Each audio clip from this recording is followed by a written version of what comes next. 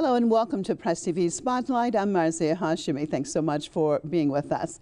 Systemic terrorism continues in the occupied territories as Zionist settler colonialists wreak more havoc against Palestinians. Armed settlers opened fire indiscriminately and burned homes and vehicles. More Palestinians were attacked, crops and land burned, all under the protection of the Zionist military. This is being done while the Zionists are trying to usurp more Palestinian lands with their expansion of illegal settlements. And of course, this apartheid regime is continually allowed to operate with terrorism as its modus operandi, as the so-called international community does nothing. Well, I'd like to welcome my guests to this program. Khalid Barakat, spokesperson, Masar Badil Movement out of Vancouver. Zafar Bangash, Director of Institute of Contemporary Islamic Thought out of Toronto. Thank you both for being with me. Let's start this off in Vancouver. And Khalid, I mean, why do you think that we're seeing an increase of the settler violence and on an almost daily basis, at least one Palestinian being killed by regime forces? Well, I think that what's happening today in Palestine is we are witnessing in daily attacks by Israeli settlers with the full protection and cover of the Israeli Zionist army. Now, it's very important to understand that these settlers are basically paramilitary and mercenaries. Most of them, they come from New York and Berlin, Paris, cities in the West. They are continuing the Israeli settler project in Palestine as it was founded, 75 years ago, and even before that. When we look at who actually established this settler colonialist regime of Israel, it was settlers, just like the one in the West Bank and in all of Palestine, really, because we do not differentiate between colonies in the West Bank and colonies in Al-Naqab, for example, or in Haifa. The nature of this regime is based on a settler colonialist nature, and what guides settler is a theme. More land and less Arabs. They want to grab more land and they want to see less Palestinians in Palestine. And this is a systematic policy that Israel uses in order to actually push Palestinians on the policy they call slowly transfer, which means not just building settlements and colonies in the West Bank, but also evacuate more Palestinians. We see this goes hand in hand. When you look at Israeli bulldozers, destroying Palestinian homes, you will see the same bulldozers building Israeli colonies. So this is very important to see. We also need to understand that this is completely business and profit for Israeli companies who are complicit in this basically the industry of settlements, because they give Israeli companies all kinds of contracts in order to. So everyone is actually complicit in this, whether the Israeli government, whether the settler organizations, or whether the Zionist movement in Europe and in North America, with full protection of U.S. government and European governments. And this entire system shows clearly the nature of Israel as a colonialist settler project.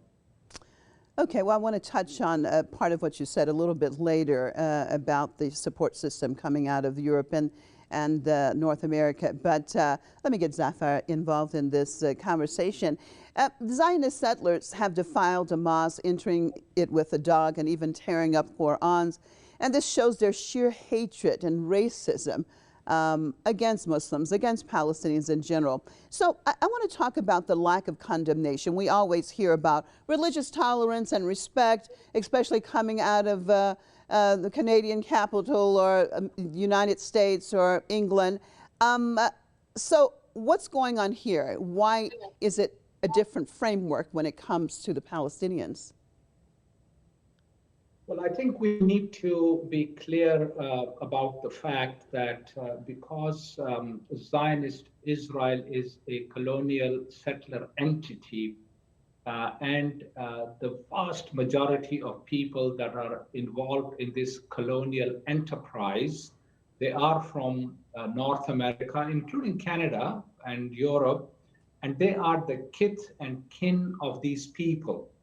And that's why no crime that Israel perpetrates, whether it's the so called settlers, in fact, we should not call them settlers, they are illegal squatters, uh, or the Zionist army or its police forces, they are all involved in this enterprise of ethnically cleansing the Palestinian people from their lands.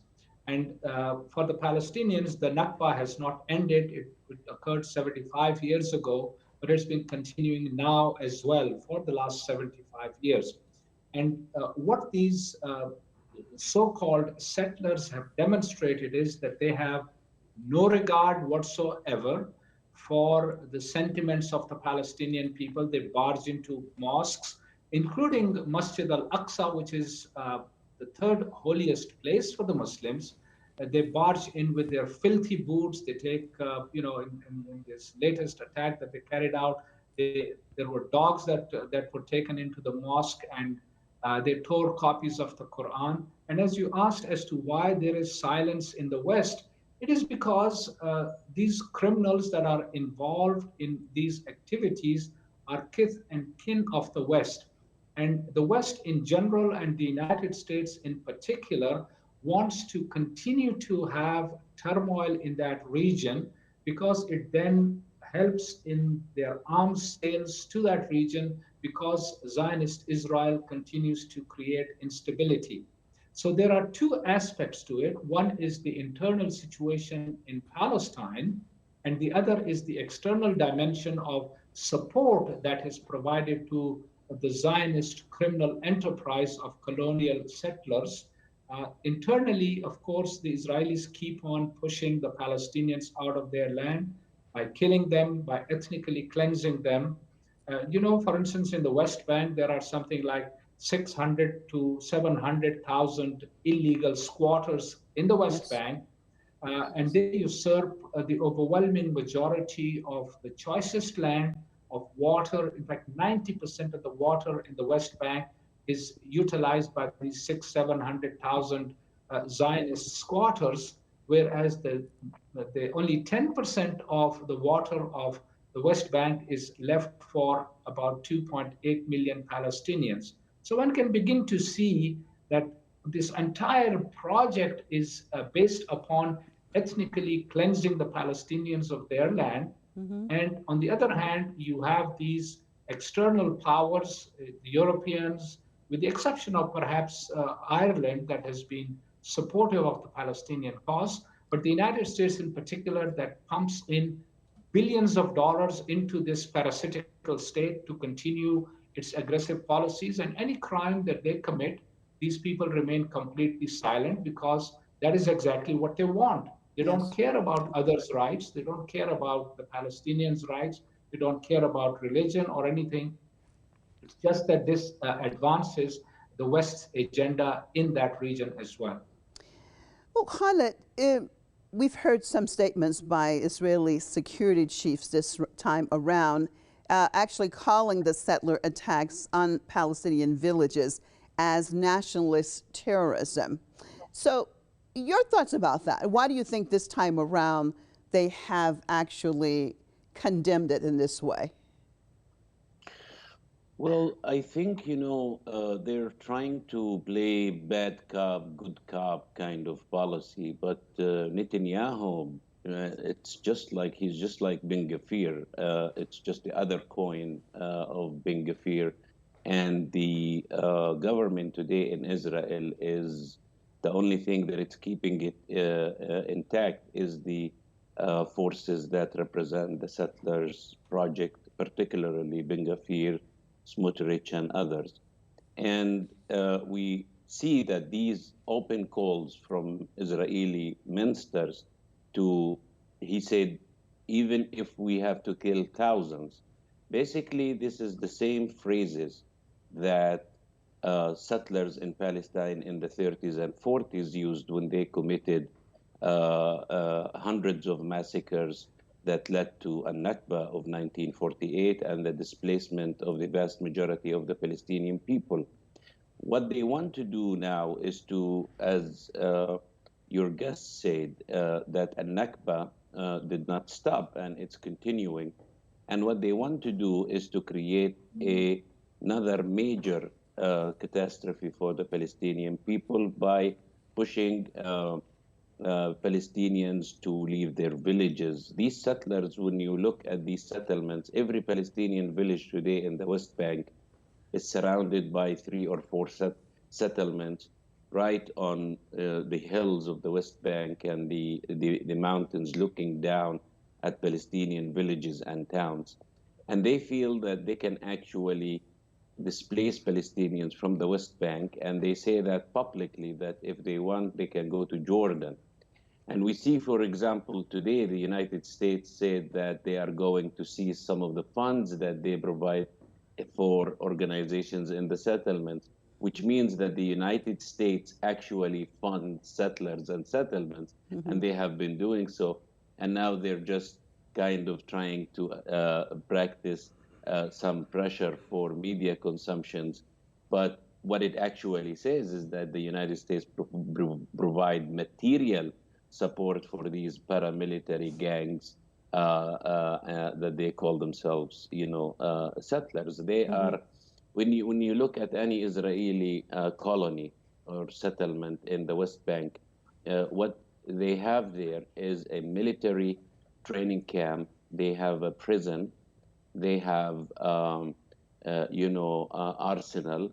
They're well trained, military trained, and some of them served in the Canadian forces, the United States forces, French forces, German army, and many of them don't even speak Hebrew. That's why they're kind of mercenaries and they're paramilitary and they act like a shield for the Zionist project. And that's why the Palestinian resistance said any settler in the West Bank or in Palestine is a legitimate target for the Palestinian resistance. These settlers are a legitimate target for the Palestinian resistance because they are worse than even the organized Israeli army. The other thing that Israel depends on settlers to carry crimes because there is no one to blame. And they can always say, well, it's not the government of Israel who did this, it's settlers who are angry. And basically they're trying to play a complementary role, the army and the settlers, in terms of attacking Palestinians and achieving the goals of the Zionist project. Now, I think they are failing miserably because Palestinians are not going anywhere. And Palestinians, even under the most harsh conditions in Gaza, under 15 years of siege, the Palestinian resistance is growing and the Palestinian people are not leaving Palestine. They know, Palestinians, they understand that they must be steadfast, they must uphold to their land, their farms, their villages and towns, and they feel that this is not just a battle between them and the Israeli settlers or the Zionist regime, but they feel, Palestinians feel that they are the forefront for the Arab and Muslim nations and for the people of the region. Okay. And so they have a responsibility to be steadfast. Right. Well, what about that, Zafar? Because we have seen some mixed statements coming out of the Israeli regime, as I had mentioned, about the security chiefs and trying to basically condemn some of these settlement attacks. Do you think that that's because of fear? I mean, Khalid has just talked about the resistance and how steadfast the resistance is. And of course, they're expecting blowback as they have become more and more violent against the Palestinians over the last several weeks. Do you think the fear factor is part of it? While we're trying, sometimes we see this sort of good cop, bad cop act with them, actually security chiefs of all people, sort of condemning this as national terrorism. Or how do you see it, Zafar? Well, there is no doubt that they are playing this good cop, bad cop routine in order to deflect criticism from the Zionist regime. But as your guest pointed out, that the Zionist regime is supporting these settlers. They have served in the military. They continue to serve. They have weapons, etc. So that's one dimension of it. Although I would say that yes, there is no doubt that there is a fear factor involved because despite the extreme brutalities of the Zionist occupiers for more than 75 years, they have not been able to subdue the Palestinian people. In fact, to the great credit of the Palestinian people, they're virtually unarmed, and yet they are able to resist these criminal Zionist terrorists with virtually nothing in their hands, and they are able to face these barbarians and are still able to inflict some punishment upon them. It is important to keep in mind that under international law, people under occupation have the right to resist their occupiers by whatever means necessary.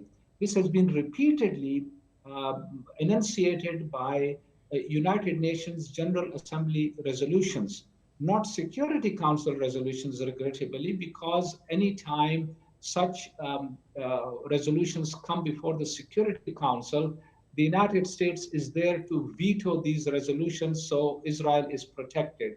But the General Assembly, which represents the will of the international community of 193 countries, has on two occasions stated quite categorically that people under occupation have the right to resist their occupiers.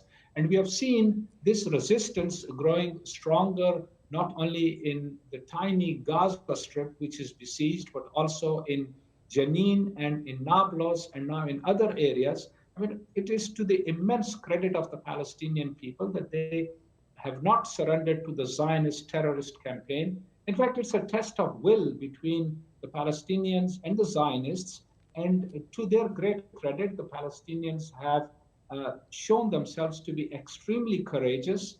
And I would like to add that it is now up to the rest of the Muslim world, the Muslims around the world, that they should not only simply express solidarity with the suffering Palestinian people, but to provide them material support so that they can continue to resist these Zionist criminals and drive them out of Palestine and force a system whereby all the people, Palestinians, whether they are Muslims or Christians, as well as Jews who are the original, those who were there originally in Palestine, they can live as equal citizens under the law, not these alien invaders from Europe, North America, etc., that have inundated that land and are basically killing innocent Palestinians, particularly children. I mean, when you look at the statistics, it's horrendous.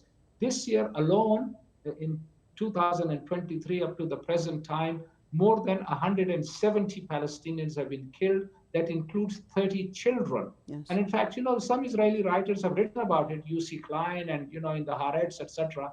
But unfortunately for these Zionist criminals, Palestinian lives do not matter, and therefore the Palestinians are forced to resist the occupiers, and that has put fear of God into the minds of these people. Well, Khalid, what do you think it's going to take? I mean, Zafar talked about the 193 members of the General Assembly and how the majority of them actually, more and more, they're being very vocal about actually the Palestinian situation. But of course, at the end of the day, it's the Security Council in the United States or UK that vetoes whatever they want to do against the Israeli regime. But we are seeing from the global south, from different parts of the world, from Africa, from West Asia, more and more support for the Palestinian cause.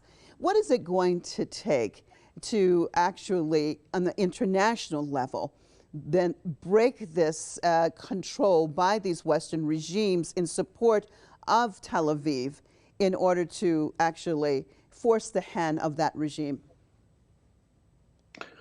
Well, I think that the United Nations and the international, so-called international community, they have issued hundreds of resolutions calling for Israel to stop settlements, calling for not to expand settlements, considering the apartheid wall to be illegal, and all that. But the problem is that these international resolutions does not have any teeth when it comes to Israel, because as you mentioned, the United States veto is ready to diffuse any kind of real international efforts. We know that the United States used its veto power, over 45 times throughout the conflict. Anytime that Israel needs a protection on the international level, you are going to see Germany, France, Britain, United States, Australia supporting Israel, including Canada. And now why is that? Why is also these particular countries like US, Canada, and, is because these are colonialist powers as well. Hmm. Canada is a settler colonialist state, and it doesn't want anyone to remind the world that what Israel is doing, they did this, So the is it same thing basically, Khaled, sorry to interrupt you, I'm just about out of time. So basically, is it resistance is the only way to victory for the Palestinian the people? only way, and to defeat the United States and the Western powers in West Asia and our region, because that's the problem. Israel wouldn't exist without the full funding of the United States, Canada, Germany, and France.